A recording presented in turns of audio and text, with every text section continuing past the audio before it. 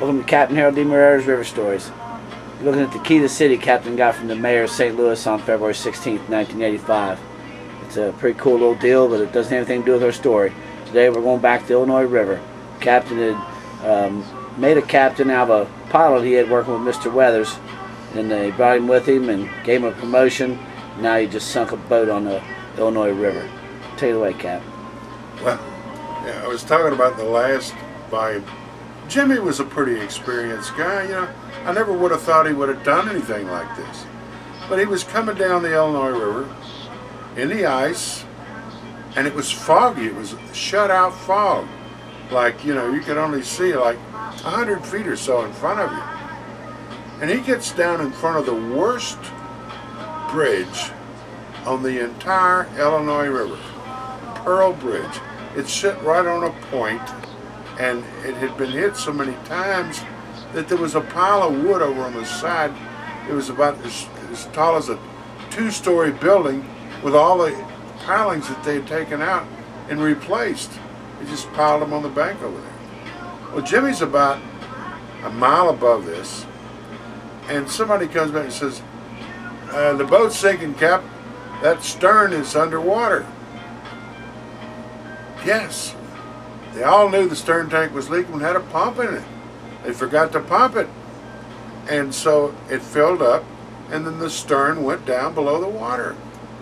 You know, so Jimmy panics. He didn't call me. He didn't say, this is the situation, what should I do? Jimmy makes all these decisions on his own. Now, the smart thing would have been, if you're really worried about the boat sinking, first of all, the boat's not going to sink. That compartment is completely full, and that's as far as it's going to go down. You know, the ass end of the boat's under the water. But only a few inches. Was there bulkhead separating the bottom? Yeah, bulkhead separating every compartment. So Jimmy, if he was really worried about it sinking, there's a sandbar on his left going down to the approach to the bridge. All he had to do is go push up on that sandbar. And the sandbar is a very gradual slope to the bottom. But Jimmy chose not to do that. He said he goes down because over there on the bend side, the bluff side, where it's just a straight up and down a deep drop off, the water's deep right up next to the shore, he chooses to go over there because there's a road over there, you know. So he takes the boat, pushes it up over there on the side that the road's on, and when he pushes it up over that high bank, it raises the bow, and the stern goes under, and then the water comes in through the engine room doors, floods the engine room. The boat's pretty much a total loss at that point. You know. How would they have prevented it? Yeah, all he had to do was go on the other side. But, you know, Jimmy, hey, he left the boat. He took it, got a coil of lock line out of the bow of the boat, tied it to a tree, tied the bow of the boat to a tree, and he left. And the first time I knew that the boat was sinking, he was down the road at a damn filling station. Somebody gave him a lift down there, and he was on his way home. Told me where my boat was, you know. So how'd you get it out of there? Well, we took and went up there. Of course, I went up there. You saw in the picture in that other volume, you know, that, and we sandbagged around and built the doors of the engine room.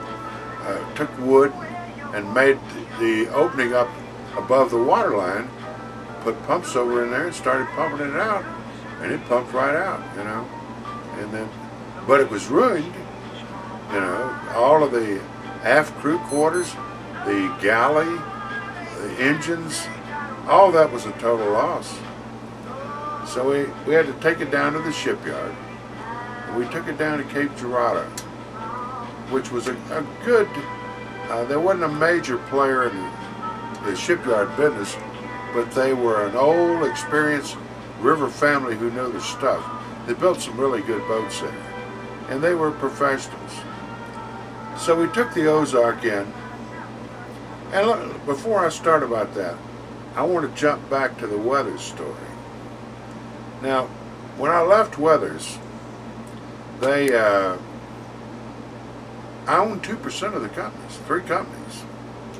And when I left, they was really mean to me when I left there.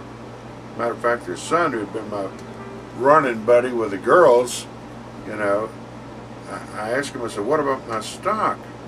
And he says, well, you can wipe your butt on that. It'll never be worth anything to you. We'll never, you know, you'll never get anything. Okay. And I kind of forgot it. But then the next thing you know, the old man, Weathers, he calls me up and he says, Cap, he says, we're fixing to hire a new port captain. Who are you going to get? He said, Damon Deal. And well, I didn't know Damon. Damon just recently passed away. And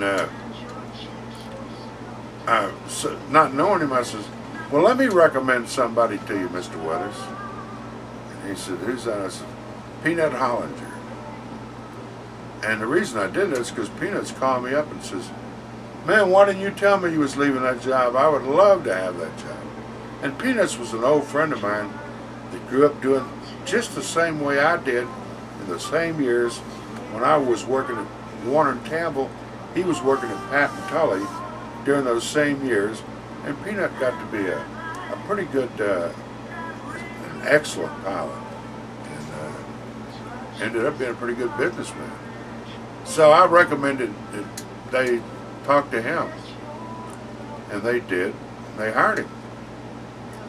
And then the old man told me, he says, you know that stock you got? And this is after Peanuts had been there about a year. I didn't realize it. Peanuts was pretty sharp. And he went in there and conglomerated that company and ended up being president of the company. And kind of took all those farmers for a ride. And but I didn't know he was going to do that, you know. But Peanuts is. You got an adversarial job, huh? He took my job and did what I should have done with it, you know. Peanuts is a sharp cookie. I like Peanuts a lot, and he. But anyway, they hired him, and then the old man come to me and he says, "What do you want to do with that stock?" He says, "I know it ain't never going to be any good to you."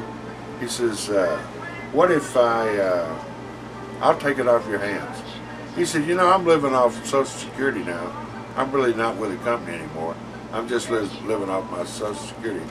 But I'll buy it off of you, and I'll just give you I'll give you $7,000 for it, and I'll pay you like $400 a month till it's paid off. And I still like it. The old man treated me so good. You know, I still like it, but he was Bill Brooks' fan. You know? And I found out later that I sold him back the stock, and I found out that it was worth $62,000, you know, when I sold it to him. So anyway, that just shows you what a smart businessman I was. So to get back, Jimmy has left the boat. The boat's all sunk and everything. We take the boat down to Cape Girardeau shipyard to get it fixed. And at the meantime, we're having trouble. The barge line companies are sicking a union on us, because the major barge line companies now, they went out and got a union called Seamen's International Union. So the unions had been pretty much gone in 1959. Right. And then they tried to resurface again around early 70s. Well, the mastermates and pilots, that was the end of that. Was 1958 or so. And okay, Cap, we have to wrap it up and pick it up next volume. Thanks for watching, everybody.